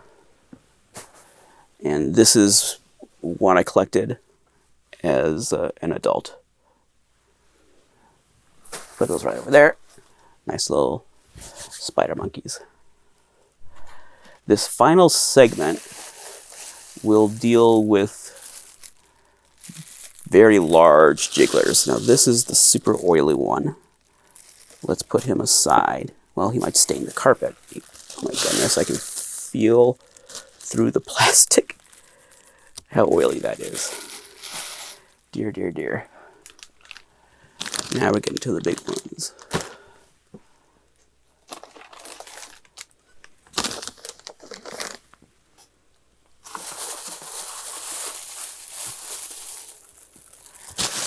Not as many big ones as I thought.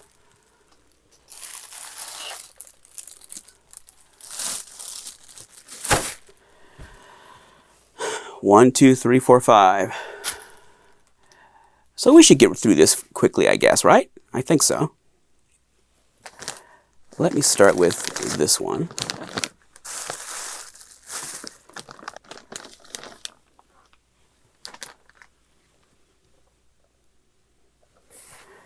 And incidentally, I'm still sick. Almost better. I mean, I'm getting better, but not quite there yet. This is a Gigantor. And I think there was some confusion among collectors because it says Gigantor on the bottom of his foot. Is that upside down? Might be. Well, either way, you'll get both views here. Because it says Gigantor on the bottom of his foot,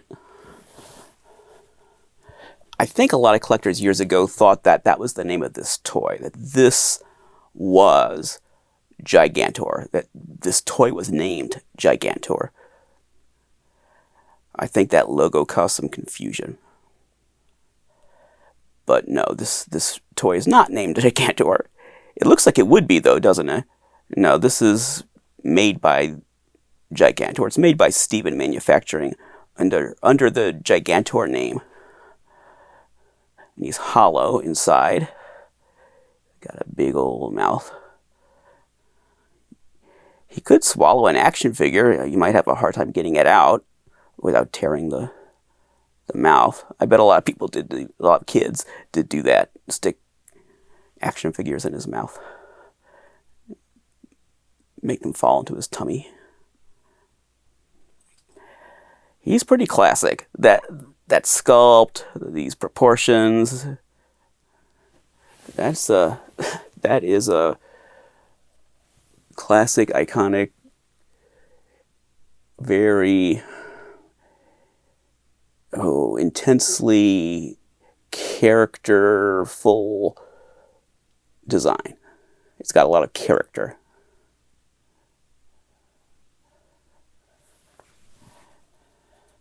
And he's big. He's kind of heavy. My arm is getting kind of tired holding him up. I love the pose of his arms where they hang down like that. He's like, oh.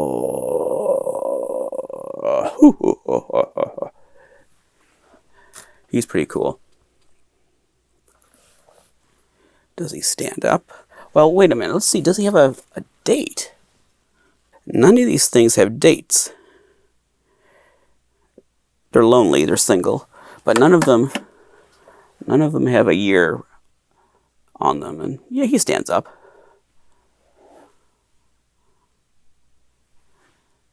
He stands up. I wouldn't leave him like that very long because I don't want him to fall over.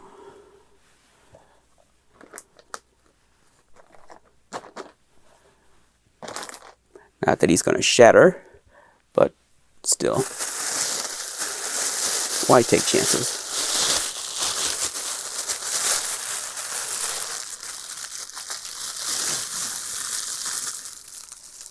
This is the same sculpt, but a different color. And he's got a different consistency too. It feels a little different. Still Gigantor. Whoa! This is made in China. I mean, it's squishy. This guy, he's the same sculpt, same size, different color. Almost like the other one was a Bigfoot and this one's a Yeti. And for all I know, maybe they're supposed to be a Bigfoot and a Yeti. I don't know. I'm assuming they're gorillas, but maybe not. This guy has plastic eyes.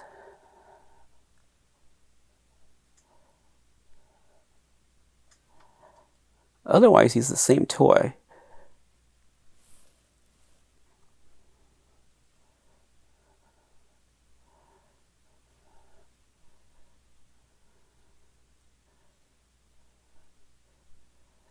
He's squishy, but he feels, I don't know, the texture is a little different. I mean, you would expect this is a different rubber. It's a different color. It would be a slightly different consistency. But it's surprising that it's made in China. So I'm wondering what year that was made in.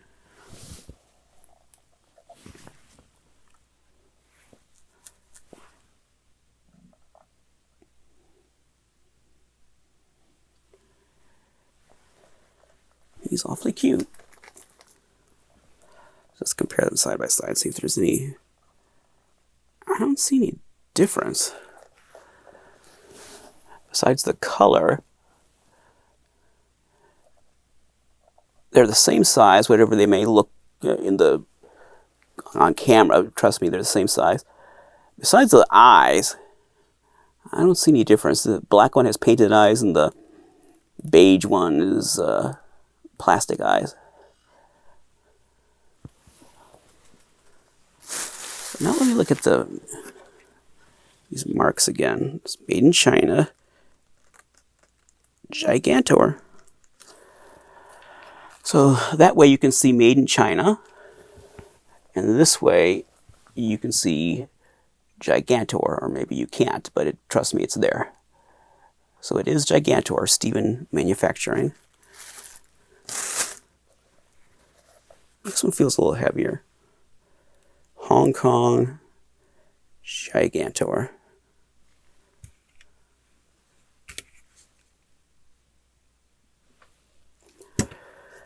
Hong Kong is written this way, and the Gigantor is on the other foot. Two really classic little toys.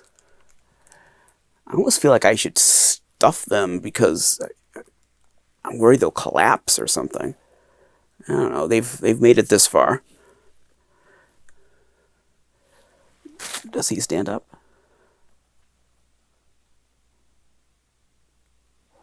Yes, he does. They both stand up on their own. Now let's look at this fellow. And he's a little oily. Oh, I should have brought some paper towels. I mean, seriously, I should have. I've got some Kleenexes down here. Oh boy.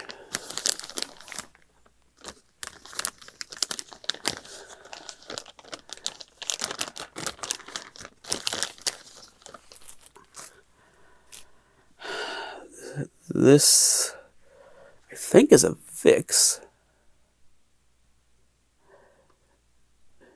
Yeah, Vicks Novelty. And, well, I'll show you the mark in a minute, but that's a big, solid, heavy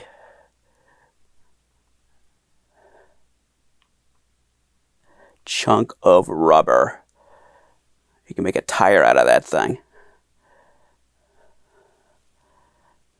That is a Vicks Novelty Gorilla, and it is very heavy and big and very oily. We've talked about Vicks before. They're a strange company. They made a lot of large jigglers, large black rubber jigglers, and other colors of rubber too, but a lot of black ones. Now, on the back, it has a copyright that appears to be 1980, which seems kind of late. But Vicks was around many years beyond that, and you could still find their toys for sale at Disneyland into the early 2000s. I don't know if they were... The company might not have been, producing them, but they were still available new at retail as of the early 2000s, because I bought several of them back then at the souvenir stand at Disneyland. Vicks started in the 50s, the 1950s. They were around a long time, and we've talked about them before. There was an eccentric man that founded the company. He found, I think it was a dead lizard on his driveway, and then he made a mold of it, and then he made a rubber toy of that. And a lot of the Vicks stuff has a kind of taxidermy appearance, because a lot of it was molded off of real animals, dead animals, lizards, snakes, maybe a baby alligator or something like that, a dead rat, a lot of dead animals cast in this usually black or dark gray rubber that almost feels like it should be like a tire rubber. Well, like old-fashioned tire rubber, not modern tire rubber. When you talk about rubber, like a rubber toy, this is what you're talking about. This is rubber. This is good old-fashioned jiggler rubber. And that's one of the cool things about Vicks. They're all made of that old-fashioned, heavy, oily, smelly rubber. I mean, it gets on your fingers when you handle their toys. And they're all big, too. All the lizards and snakes and whatnot. They made a bat that I've got, a vampire bat. They're all oversized. Like, this guy's a little bigger than you would expect, or a lot bigger. That was a trademark with Vicks, that they made these large jigglers. And I think the idea there was, I suspect they sold mostly at gift stores and souvenir stands, like at Disneyland, at the souvenir stands. They did make some mainstream toys. They made an Incredible Hulk, essentially a jiggler. It wasn't really marketed as a jiggler. It was sold on a card. And they reissued the Azrak-Hamway Universal monsters in a smaller size on cards. And they did other stuff too. So they certainly made some mainstream toys, but they got their start with these bizarre taxidermy-like animal jigglers that were molded off of dead animals. And they had a severed hand, and I was looking at that. I was going to bring some more Vicks stuff out. I thought, we've already been over Vicks on other episodes. This is about gorillas. But they have a severed hand that's obviously just probably the founder just made a mold of his hand. And if you watch my video about Imagineering, where I interview the founders, Larry Liff and the founders of Imagineering, so it's the interview episode from the beginning of this season, there's a section there where they talk about Vicks. And because I don't want to get this video flagged, I won't go into detail, but Vicks made some interesting toys that were not for children, some different kind of toys. That was like I don't know if it was a secret division, but it was certainly not a widely known division of Vicks. They made toys for a particular adult purpose. That was one of their bread and butter items, with those kinds of toys. So they were a weird company. They were strange. And if anyone was going to make an unexpected kind of a jiggler, it would be Vicks. They made unexpected stuff, which is what you want to see in a gift shop. I'm so disappointed with modern gift shops. I've been to a couple of hospitals in recent weeks, and I always go to the gift shop. Anytime I go to a hospital, I want to see the gift shop. It's so disappointing. There's no Lincoln Monsters there. There's no Tomlin Monsters. And there's no Vicks Jigglers. It's so disappointing. But back in the day, you found those weird, unexpected items. At the zoo, I showed you earlier, those hard PVC gorillas. It's all that mainstream stuff. There's nothing bizarre. There's nothing unexpected at the zoo souvenir shop. I want to see weird stuff. Gift shops, souvenir stands, I want weird stuff. We had that episode on the Phantom of the Opera, the UNESCO Phantom of the Opera dolls. Those are weird. they're not like what Mattel made when they made Phantom of the Opera Barbie dolls and stuff like that. They're strange because they were sold at souvenir stands and souvenir shops in New York, like near Broadway. They're souvenir items. Souvenir stuff is weird. I did an episode on Khalil Khalili, Egyptian mummy souvenirs. I'm pointing as if they're sitting here. They're not. But I did an episode on all this mummy stuff that I bought in Egypt.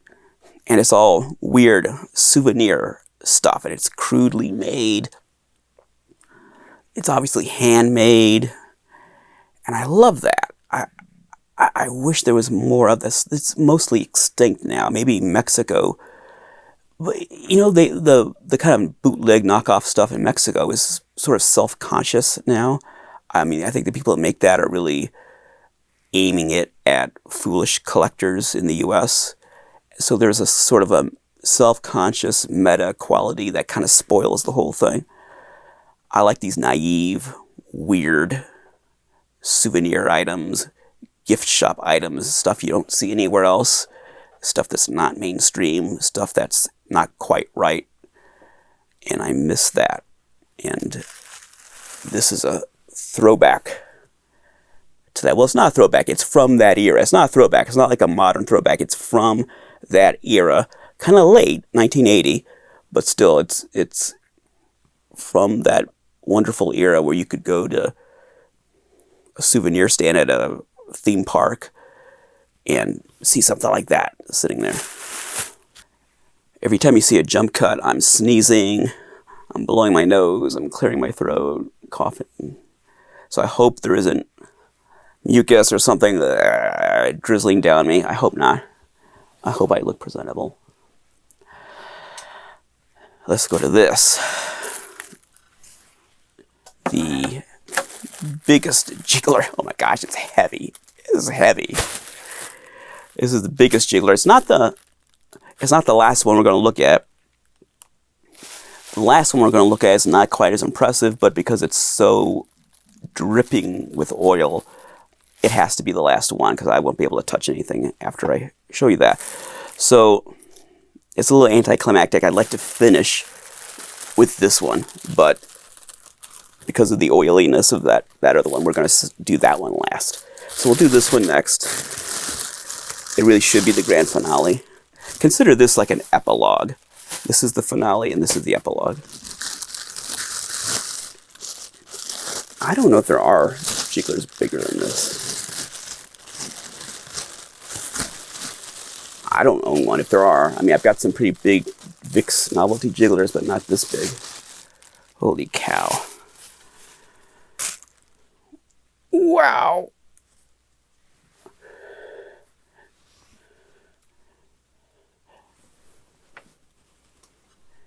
That is Godilla Gorilla by Chemtoy. Oh my goodness, he is heavy.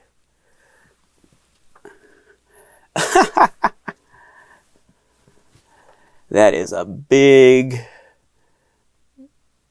jiggler. Oh my goodness.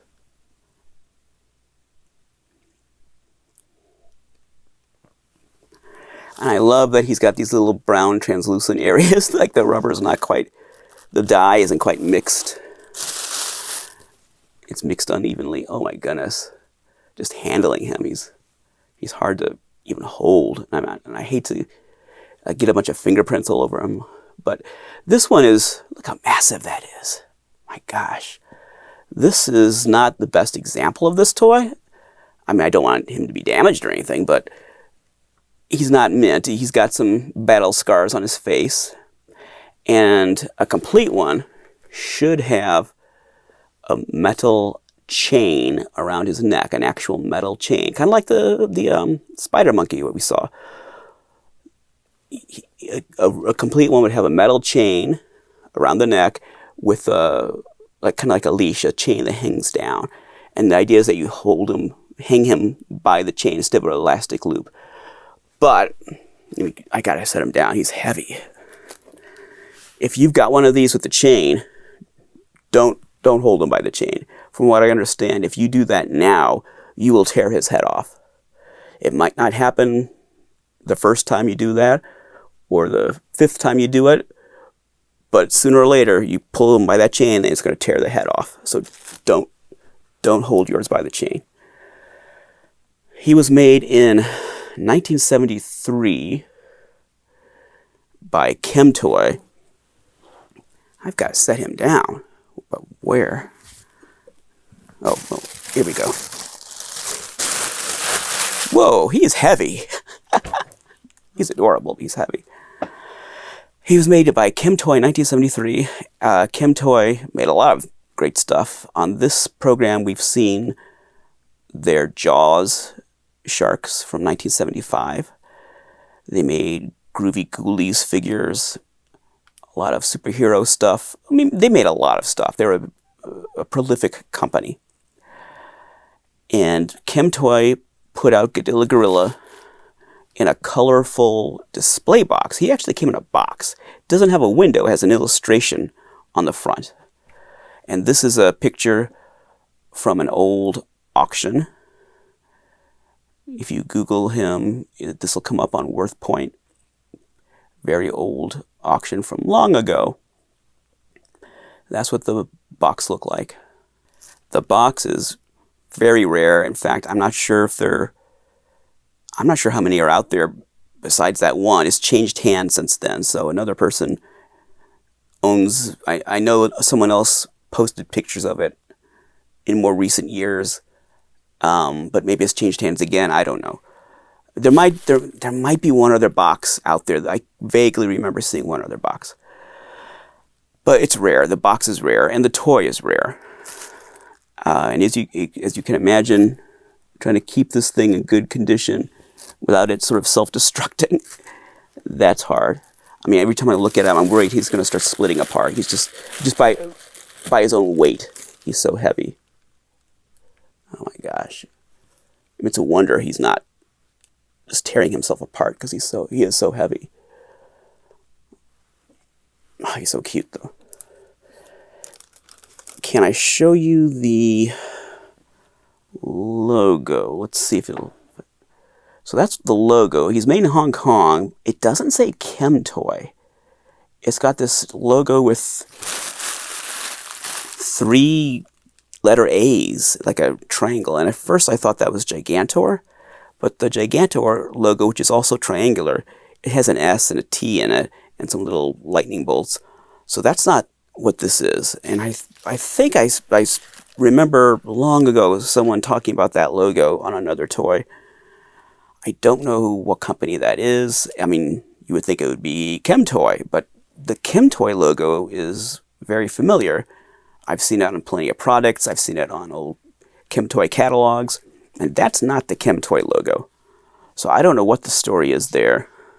It could be that this ape was made by some other company wholesale and Chemtoy picked it up for distribution as an importer.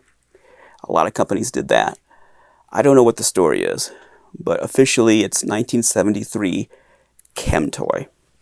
Godilla Gorilla. It's not Godzilla, it's Godilla Gorilla. I want to try to get like the translucency of these hands. It's hard to... You really have to see this in person to appreciate it. It is hard to appreciate on video or in photos. You just got to see it. You got to hold it. And you can imagine, just by its own weight, how those arms might just tear off just from the weight of it. And of course, the head, if you have a chain around it.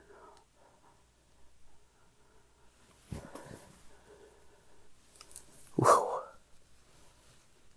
He is a gigantic jiggler. He's a beautiful jiggler.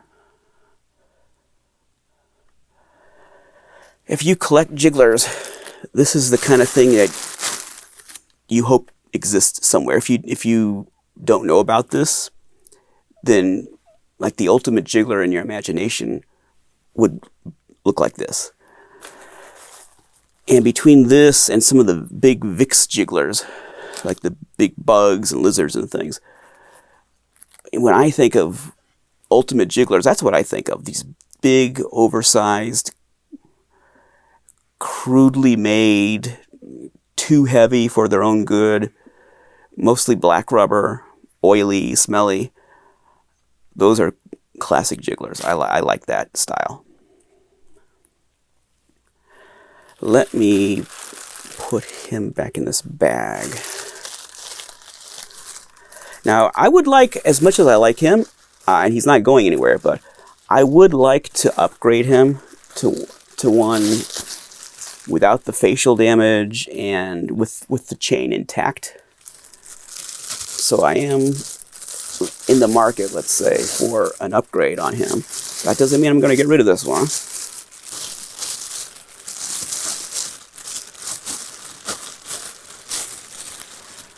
But I would like a more mintier example. Won't even fit in this bag. I mean, he's great. And if that's all I ever have, that's fine. But it would be nice to have a slightly mintier one with 0 damage anywhere.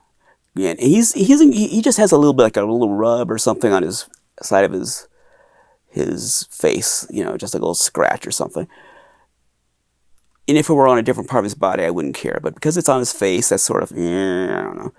Kind of makes him look like a modern King Kong, like a Peter Jackson or a Legendary Pictures King Kong with the scars and everything. But that's not what I want.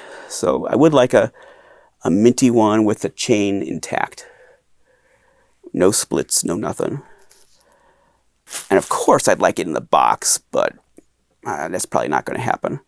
Or it would be so expensive that I might pass on it. I don't know. I don't know if I would cough up the money for the box or not. I like the box. It would be nice to have one in a box. This is the last one we're going to look at, and I'll probably have to wash my hands after this. I don't know why he is so oily. He'll stain my clothes if this touches my clothes. Oh my gosh.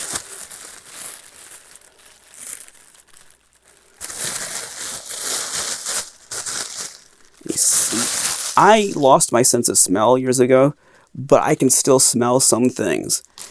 And I can kind of smell this. So if I can smell it, that means it really smells.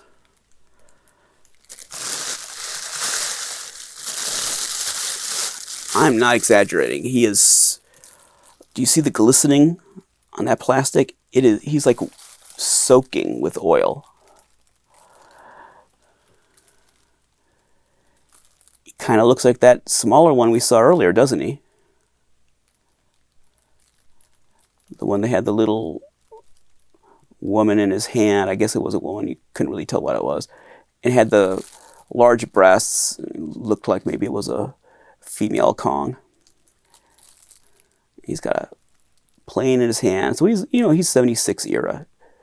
Dino De Laurentiis. You know, when he's got a plane like that, and he's got that kind of a pose, like the poster art. You can imagine the World Trade Center below his feet.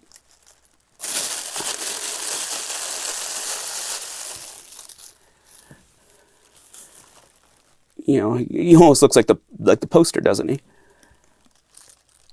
But they didn't put a little lady in his hand. He's hollow. He's pretty cool. He's big. He's a big jiggler. And he's jiggly. And I'm sorry that I'm not doing a better, job of showing him off, but he is so oily. I mean, when I was looking at these a few weeks ago, preparing for this, and I took him out of the bag, he was in a different bag, and it was just soaked. I had to wash my hands, and then I put him in this bag, and he was just glistening with oil. He's super, super oily. And even though he feels minty and fresh, he doesn't feel like anything's wrong with him. I would think that the fact that he is so oily means that it's breaking down. Unfortunately, that's my guess, because it's not normal for a jiggler to be this oily. But he doesn't have any signs of any problem. He's not drying out. He's not falling apart or anything like that. But it's just, and he could be oily like this for the next 50 years and still be fine. But it's the fact that he's this oily tells me that there's probably something wrong. That the PVC is breaking apart on a molecular level, or the softening agents is separating, or who knows what. There's some chemical reaction going on.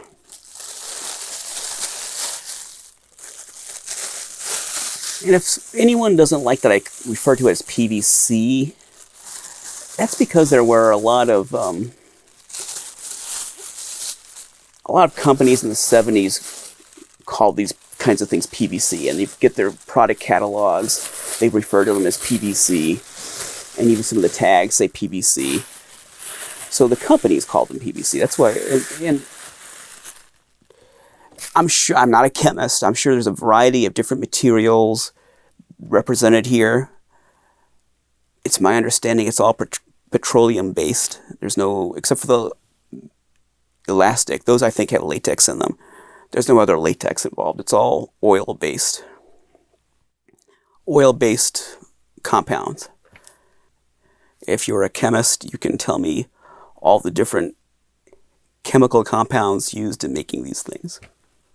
And you can explain how these compounds separate and get oily and what kind of problems develop.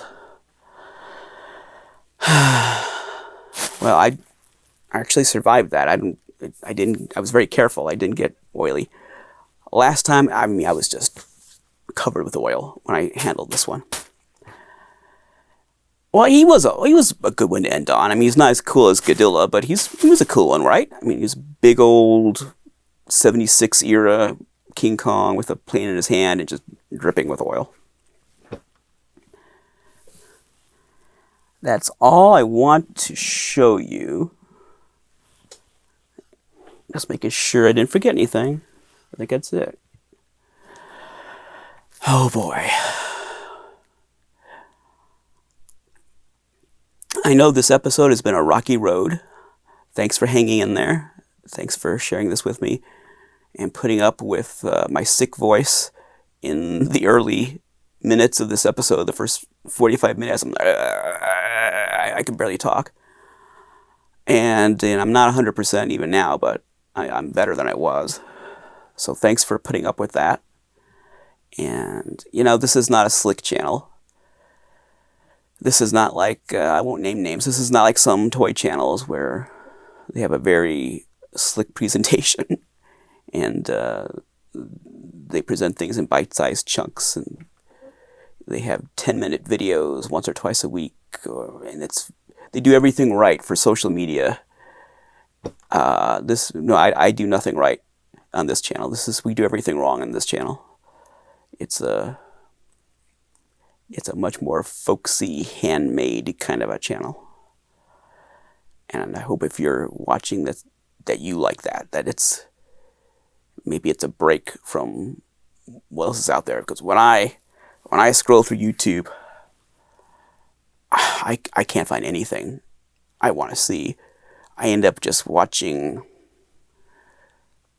political talk shows and stuff like that, and news shows, because all the cool stuff I used to watch, it's either gone or it's changed so much that it's lost whatever it was that attracted me to it. There's only a few those old, just sticking with toys, only a few old toy channels that are still feel like what they used to be. And of course you can't find anything because it's overwhelmed by all the corporate videos and now all the AI videos. So if you even found me, that's a victory right there. If you even found the channel and found out that I had a new video. It's getting harder and harder to find anything worth watching on YouTube, and just the whole thing, it's getting more of an uphill climb every day. Uphill for me, uphill for you. So thanks for climbing up that hill. I sound like Kate Bush. And thanks for being here and putting up with my unpolished presentation. Thinking, is there anything else we need to talk about? This is the next to the last episode, so I will do one more episode to close out the season. I don't know when that'll upload. I'm going to try to get it out in the month of May. I mean, I always get the final episode, almost always, before the end of May. Fingers crossed. So, hopefully, in a few weeks, it won't be next week, hopefully in a few weeks, you'll get another episode, and that will be the last regular episode of the season. And then we'll have a summer hiatus. We practically had a spring hiatus the way it turned out, but we'll have a summer hiatus, and then we'll be back in October. But we're not done yet. We got one more episode.